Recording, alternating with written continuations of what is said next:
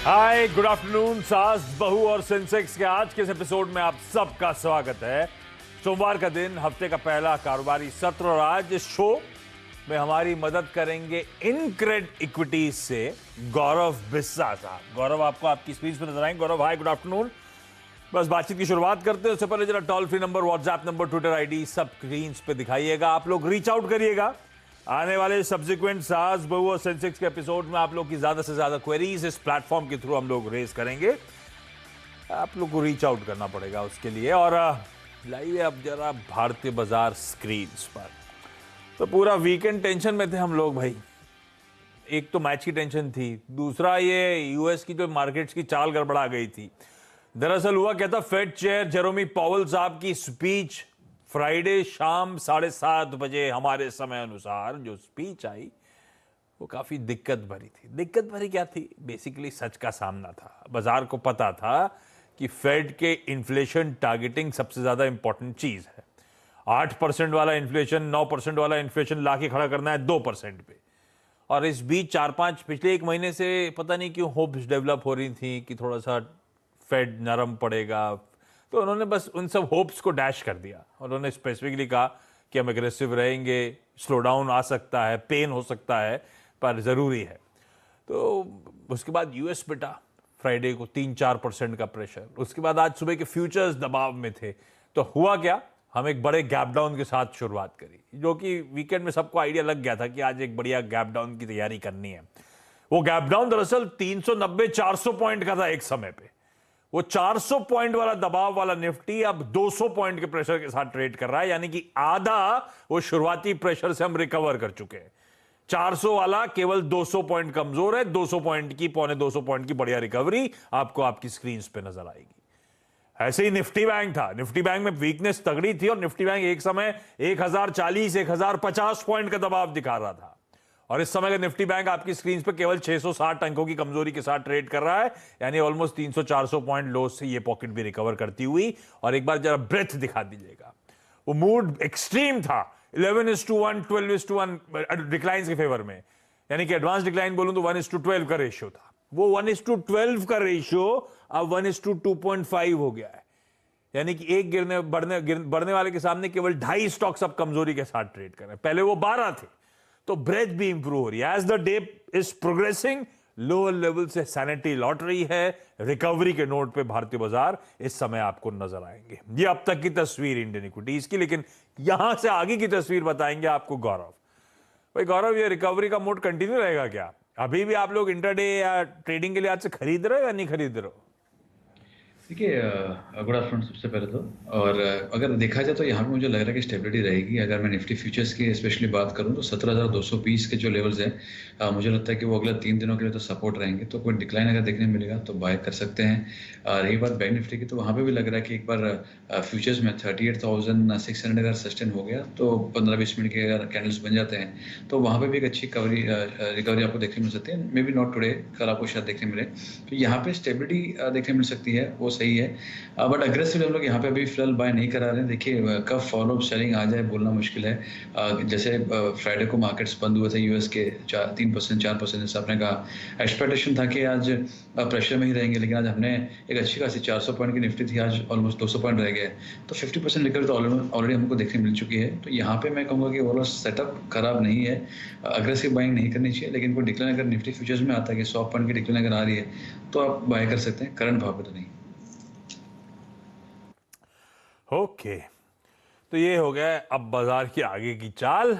अब सवाल जवाब के क्विकली सिलसिले की शुरुआत कर रहा हूं। बाकी डिटेल्स डॉक्टर साहब कंट्रीब्यूशन प्लेट वगैरह दिखाना है जो दिखाते रहिए मार्केट्स की। मैं जरा सवाल जवाब पे उतर रहा हूं। और आज दिल्ली जाना है, लुधियाना जाना है और लखनऊ जाना है। आप सबका स्वागत। सबसे पहले दिल्ली, और दिल्ली से नीतू मैम आपको आपकी स्क्रीन पर नजर आएंगी। नीतू मैम, हाय, गुड आफ्टरनून। नीतू मैम, आप क्या करते हो और इक्विटीज, शेयर बाजार कब जुड़े, कब हिस्सा बने? सर 1.5 ईयर हुआ है। मैं वैसे हाउस वाइफ हूँ। हाँ। तो फिर ये 1.5 साल मतलब बेसिकली आपने भी वो पैंडेमिक के समय ही मोटा मोटी शुरुआत करी, लॉकडाउन या पार्शियल लॉकडाउन के समय। तो ये क्यों शुरुआत हुआ मैम? ऐसे इक्विटीज में इंटरेस्ट पहले से था, घर पे कोई करता था, क्या रीजन था? नहीं सर, मैं वैसे पहले बिफोर मैरिज लेक्चरर थी। मैथ्स की। और आफ्टर मैरिज कुछ हो नहीं पा रहा था, तो बच्चे थोड़े बड़े हो गए तो सोचा घर में बैठ के कुछ देखें। तो ऐसे ही इंटरेस्ट पैदा हुआ कि मतलब आप लोग बोलते क्या है और आप लोग कैसे एकदम सीएनबीसी वाले इतना बोल देते हैं कि हाँ यहाँ से ऊपर ही जाएगा मार्केट, यहाँ से नीचे ही जाएगा। तो थोड़ा चार्ट वार्ट निकाल के देखा तो लगा ये तो मैथ्स ही है। हाँ, मैथ्स और थोड़ा आर्ट है ना, दोनों मिला दें। जी हाँ अच्छा, तो मैरिज के बाद क्यों छोड़ी वो प्रोफेसरशिप, लेक्चररशिप? सर, एक्चुअली मैं जबलपुर की रहने वाली हूँ, मध्य प्रदेश की। और आफ्टर मैरिज में फिर दिल्ली आ गई, तो किड्स हो गए, फिर उनको देखभाल करना और बस उसी में बिजी हो गए। हाँ, जबलपुर से आता है। आपने आज फुटेज नहीं दिखाया डायरेक्टर, जबलपुर का एक बहुत सा वाटरफॉल बहुत फेमस है, वो क्या, यस सर, भीमबेटका नहीं, सॉरी भीमबेटका नहीं, क्या नाम? भेड़ाघाट। भीमबेटका तो भोपाल के पास, हाँ। जी भेड़ाघाट और धुआंधार भेड़ाघाट धुआंधार, बहुत फेमस है, जी। वो गजब है वो बोट राइड उसकी। अच्छा, Neetu ma'am, India bulls housing finance already ले रखा है? यस सर, ये बहुत पहले ले रखे थे और करते करते एडजस्ट करते करते अबाउट 600 रुपीज अब है, मतलब 5000 क्वांटिटी है एट 600 रुपीज पे। 5000 क्वांटिटी 600 रुपीज पे इंडिया बुल्स हाउसिंग की। और ये तो कन्विक्शन इस स्टॉक के साथ हमेशा रहा, इसीलिए एक्यूमुलेट करते रहे, या फिर भाव? यस सर, नहीं, कनेक्शन था। और अब तो थोड़ा बहुत टेक्निकल सीख गई हूँ, तो अब तो लग रहा है कि हाँ जाएगा ऊपर। बट अपना ये लो लगा कर आया उसको ना तोड़े। भाई लो लगा के वो ना तोड़े तो ऊपर जाएगा। गौरव, ऊपर जाएगा क्या? मेरी 600 की खरीद है और मैं अच्छे खासे नुकसान में हूँ। 125 रुपए के आसपास ये स्टॉक काम काज कर रहा है। मेरे प्रॉफिट्स की होप तो छोड़ देते हैं, वो तो नजर ही नहीं आएंगी, पर लॉसेस मिनिमाइज होने की होप इसी स्टॉक पे बने रहने से है या इससे स्विच करने से है? देखिए, ओवरऑल सेटअप अगर देखा जाए तो सेटअप तो इसका वीक ही है। मल्टीपल टाइम फ्रेम्स में स्टॉक जो है, चाहे डेली, वीकली या मंथली कहूँ, इचिमो क्लाउड के नीचे है। तो क्लाउड के नीचे जो भी है, एक बार के लिए उसका स्ट्रक्चर वीक ही होता है। इसमें सिर्फ पॉजिटिव तो नहीं कहूँगा, लेकिन जो एक ओनली सिल्वर लाइनिंग ही कह सकते हैं वो है कि जो दो मेजर स्विंग लोस बने थे 85 के आसपास के, उसको सस्टेन करके स्टॉक ऊपर जा रहा है। पिछली बार भी यहाँ से आया था, तो यहाँ पे आप 85 के स्टॉप लॉस से होल्ड कीजिए, उसके नीचे का जगह आप एग्जिट कीजिए। ऊपरी लेवल्स पे मैं बहुत बड़ा अपसेट तो यहाँ पे नहीं समझ पा रहा हूँ कि यहाँ पे देखने मिलेगा, लेकिन जो स्ट्रक्चर अगर होल्ड हो गया तो कोई राइज अगर देखने मिलती है टुवर्ड्स में 200 225 तो एग्जिट के मौके ढूंढिए। तो उछाल में बिकवाली। गौरव, फिर इसी में रुक के उस उछाल का वेट करूं, या आप होते, आप ऐसे, आप तो नहीं फंसते, स्टॉप लॉस लगाते आप, लेकिन फंस जाते मान लीजिए, तो इसमें वेट करके रिकवरी करने की कोशिश करते लॉसेस की, ऐसे स्विच कर जाते? देखिए, ये है ना, बहुत अच्छा प्रश्न आपने पूछा। यहाँ पे अगर मैं होता पर्सनली, अगर मेरा क्या होता, तो अगर मैं स्टॉप लॉस भले नहीं लगा होता तो मैं एक बार के लिए एग्जिट कर लेता। रीज़न ये है कि यहाँ पे जब मुझे उतना कन्विक्शन नहीं आ रहा है चार्ट्स पे, जैसे मैडम ने कहा कि वो चार्ट्स भी देख रहे हैं, तो अगर आप चार्ट्स देखें तो यहाँ पे इतना कन्विक्शन नहीं आ रहा है, तो यहाँ पे मैं होल्ड करूँ इसी उम्मीद में कि और स्टॉक ऊपर आए, तो मेरा एक अपॉर्चुनिटी कॉस्ट उसमें काफ़ी लग जाएगा कि अगर वो पैसा निकाल के मैं और से कोई स्टॉक में डालूँ जहाँ पे मुझे मुनाफा मिल सके, तो वो भी मैं नहीं डाल पा रहा हूँ कि मेरा जो कैपिटल है वो यहाँ पे ब्लॉक हो गया है। तो मैं यहाँ पे 2 साल 3 साल कैपिटल ब्लॉक करूँ और उस कैपिटल को यूज़ ही ना हो, फिर मैं जाके फिर एग्जिट लॉस में ही करूँ, तो एक अच्छी रणनीति नहीं होगी। बट यहाँ पे मैं सिर्फ ये कहूँ कि 85 का एक लेवल ज़रूर है जहाँ पे स्ट्रॉन्ग सपोर्ट है। तो यहाँ पे इसलिए मैंने कहा कि आप अपने कॉस्ट के लिए मत इंतजार कीजिए। अगर ये लेवल सस्टेन अगर हो गए और यहाँ पे अगर कोई वीकली क्लोज आपको देखने मिल गई 145-50 के ऊपर, तो एक स्विफ्ट अपसाइड आपको देखने मिल सकती है टुवर्ड्स 180। वहाँ पे आप एग्जिट के मौके देख सकते हैं। तो भाई 85, इसके लोज भी मेरे ख्याल से उसी जोन के आसपास, 85-90 के जो लोज लगाए थे। ठीक है मैम, फिर आपका कॉल। ये रहा गौरव की बढ़िया सी राय आपके स्टॉक पे। लुधियाना जा रहा हूं, डॉक्टर अनुराधा कुमार आपको आपकी स्क्रीन पे। अनुराधा मैम, ये डॉक्टर मतलब ये पढ़ाई लिखाई वाला या वो इलाज वाला? हाँ, पढ़ाई लिखाई वाला है जी। मैं साइकोलॉजी की स्टूडेंट हूँ। लो, पीएचडी वाला मामला है ये तो। जी जी जी। आप पढ़ाते हो मैम? पढ़ाते थे? मैं अब तो नहीं पढ़ाती हूँ। हाँ। अब तो कंसल्टेंसी है, चल रही है। हाँ। और पहले 4 कॉलेजेस बनाए हैं पंजाब में। अरे वाह, तो सब टीचर्स, प्रोफेसर्स, लेक्चरर्स नजर आ रहे हैं यार। मुश्किल दिन है मेरे गौरव के लिए। अनुराधा मैम, आप कब से शेयर बाजार से जुड़े हो? ये जब आप प्रैक्टिसिंग थे तब से जुड़े हो या बाद में जुड़े? नहीं, पहले 92 में मेरे हस्बैंड थे, उसके बाद उन्होंने, फिर हम लोग करते रहे, लेकिन मेरा कोई इंटरेस्ट नहीं था। पर लेकिन आफ्टर जब ही बिकेम वाइस चांसलर, तो then I thought I must also participate in after my lecture. जब मैंने प्रिंसिपलशिप छोड़ दी तब मैंने ज्वाइन किया ये। तो हस्बैंड 21 का में वाइस चांसलर बनना और आपका स्टॉक मार्केट में आने का रिलेशन क्या है? उनका था कि मैंने जॉब छोड़ दी थी, हाँ। तो फिर ये था कि अभी घर में this was the best thing to do. Husband vice chancellor, ma'am professor lecturer, बाप रे बाप। ठीक है अनुराधा मैम, तो फिर ये जो आपने कॉल लिया कि this was the best thing to do, जब से आप आए इक्विटीज में कैसा रहा? आप स्टॉक कैसे चुनते हो? खुद की सेल्फ स्टडी है या कोई ब्रोकर वोकर हेल्प करता है आपकी? No broker, no nothing.